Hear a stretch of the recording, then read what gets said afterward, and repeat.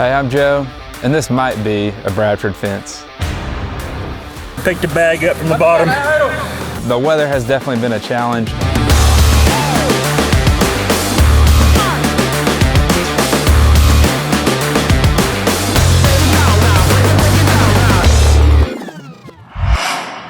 What's up, guys? Hey, we're out here in West Little Rock at a new development where we've got some 3-rail vinyl fence going in, and we want to talk through the uniqueness of a vinyl install, and so that you could watch along and see if your vinyl fence is being installed correctly. So here we've got a little over 950 feet of a tan 3-rail vinyl fence that we're going in.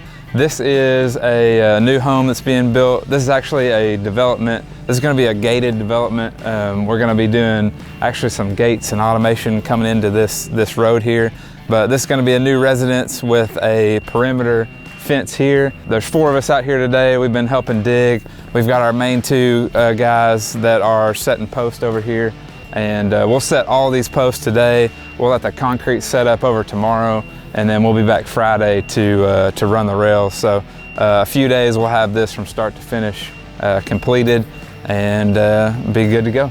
This property is unique. If you can tell by the weather, it's super overcast. But yeah, the weather has definitely been a challenge. This is actually our 2nd or 3rd time, Brad, of trying to get out here. 3rd time of trying to do this install. We've been rained out a couple times, and then the radar showed clear this morning, and then we show up and it was raining again. But thankfully not bad enough that we couldn't continue on and get these posts set. But with that, it has caused some issues with this install. What happened? Pick the bag up from the bottom and it's split in half on me. If you've built fences for very long, then you've fixed some ruts before.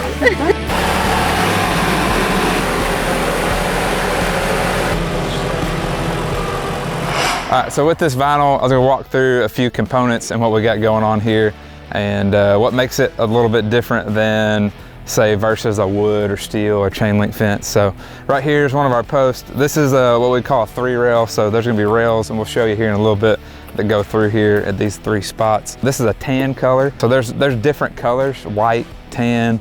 There's even some darker colors, some mocha, and all kinds of different colors. But white and tan are definitely the most common colors in the vinyl that you'll see. So this could apply to any vinyl fence, like a privacy, horizontal. There's all different kind of styles, but the process with setting vinyl post and installing vinyl will be similar on those. So if you can see this is what we would call a line post, because it's got holes routed on each side. So that rail is gonna pass through that and keep going down the line there. As you see, we've got all our posts set out. We got our holes dug this morning and the dirt cleaned out of them. This string line represents the line that we're gonna level this post up to, and so that string line is gonna be the outer edge of all of these posts as they get set.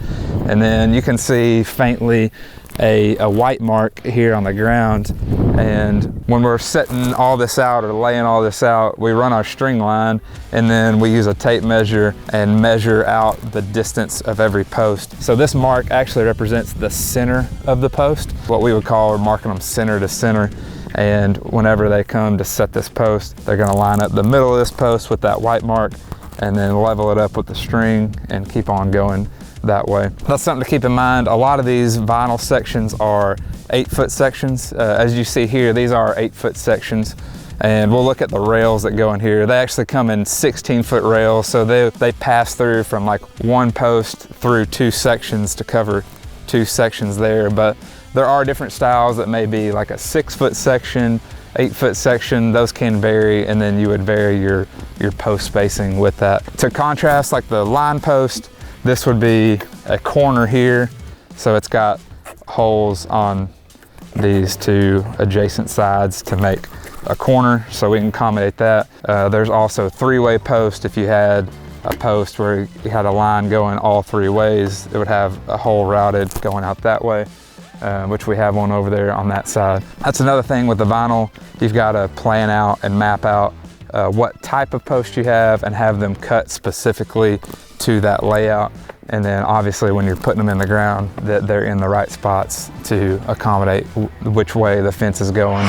With this vinyl, it's something we do a lot of. Speaking to the uniqueness of it, it's kind of flip-flop the process of like what you'd say for like a wood or steel or chain link. With those types, the post setting is very important and you want your spacing correct, but it's not as imperative on the heights. You can just actually get the post set and then you come back later and trim them. The vinyl is not like that at all, and so that is something to watch, especially if you got somebody saying, yeah, I can do vinyl, just to know that they're familiar with this process and they're doing it correctly, because the problem is with those pre-cut holes, that determines where your rails or your sections are gonna go. So if you don't get the post set correctly, then you're either gonna end up with a very bad looking fence, but two would be the potential of just having to rip all this out and reset if you're not lining up your post and getting your tops correct as you're setting. All right, so we're kind of working section at a time. We've got,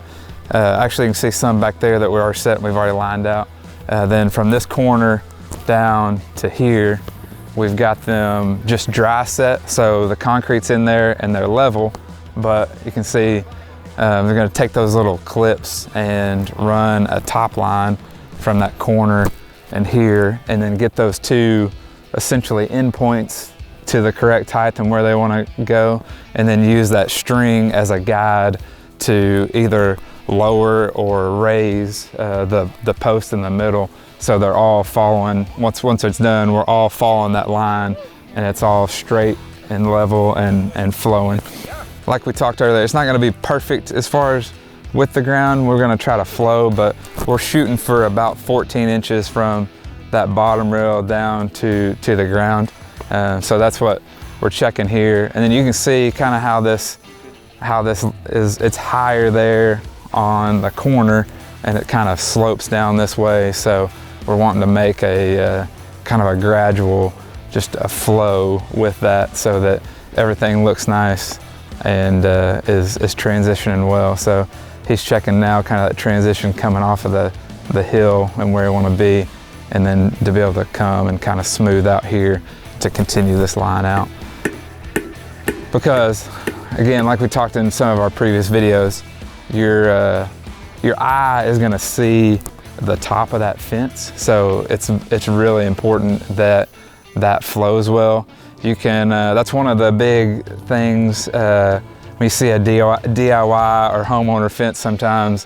One of the biggest I guess clues to me is that you'll see a fence that's going up and down. It's following every little change in the ground, and the top has no flow to it. It's just going up and down, and that's what we're trying to avoid there, to have some flow and a good line of sight going along the top of that fence. So then there, yeah, they're clipping the string at the very top of the post of where they want it to be. And then you can see there, we're actually hammering some down to meet the line. And then there'll be, you can see like the low one, a few from them will actually come up to the line and get it all lined out. I mean, like there you can see, when you got one low, we'll come up a little bit and then try to kind of push it down so that that concrete gets down below that post and holds it where it needs to be. But yeah, they're just continuing to adjust those. But you can see how these that we've done, we're just getting them right to where they line up exactly with the top of that string. And then it's gonna get them all lined out and flowing well. All right, so you can see these posts that we just saw them set, and looking at how they're lined out and how straight and how they flow, that they've got that. And that's the importance of running that top line and setting these correctly, because make no mistake about it, if you don't do this part correctly on the vinyl, then best case, you got a crappy looking fence. Worst case, you're actually starting over, pulling post, having to do the whole thing over. We went through the post setting and the importance of that. We've actually got some of these posts that we set with quick set this morning. Typically on the normal concrete, we give it a whole day to set up, but the quick set we got ready so that we can actually run some of these rails and give y'all an idea of that process and let you see what the finished product looks like. So let's go run some rails and get these buttoned up. All right, so these rails are vinyl like the post. So we talked, those posts are routed or cut out to receive these rails. Same way like on a privacy vinyl as well. The top and bottom or mid rails, they slide into the post, but you see these we call them crimps, but it's kind of like a crimp or a little ear that is pre-made into these ends. If we have to cut one, we've got a crimping tool. I'll show you that. Essentially what this does is this slides into the hole in the post, and then that holds it from popping back out. We'll start with these and go here with these posts we got set. This one here has got a little bit of a slope. So these are 16-foot rails, so they'll typically cover 2 sections and will run all the way through. But this one being sloped, we'll actually have to cut it so that we can follow that slope. The other thing is these go center of post to center of post. So a way to check our measurement of how long the rails are is, instead of having to try to guess exactly where center is, you can measure from inside of one post to the outside of this post, and that'll give you your center to center measurement. So here we'll get a measurement and cut these rails to fit. All right, so 97.5. Go that next one.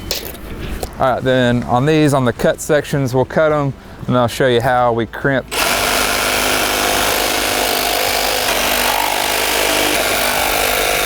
Grab our crimpers there.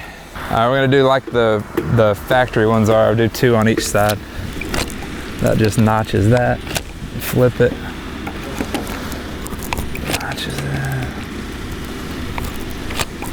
It's best to work from the bottom up so you don't get in the way of each other. You're always wanting to work toward the open post and back into the post, which both these sides are open right now.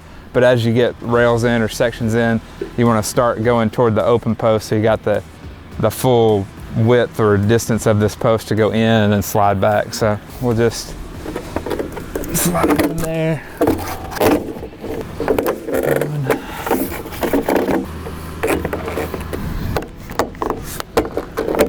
Brad's rag. It's like we were talking earlier, now we've got actually fence in here, so we want to always work toward the open side and then back toward this way to give us room to slide those rails in. Just sometimes they get like, if you need to pop it in or it's getting hung up, if you just bump the post one way or the other, it'll help it slide. There you go. That's the way you do it. We should be able to do this full 16-foot board against these 2, but we're gonna just use this to check. So if we go inside of that post to see if it's within the outside of this post, so it's right on the outside, so it's perfect. So we can go ahead and run these. This will start at the middle post, pass it through, and then come back this way.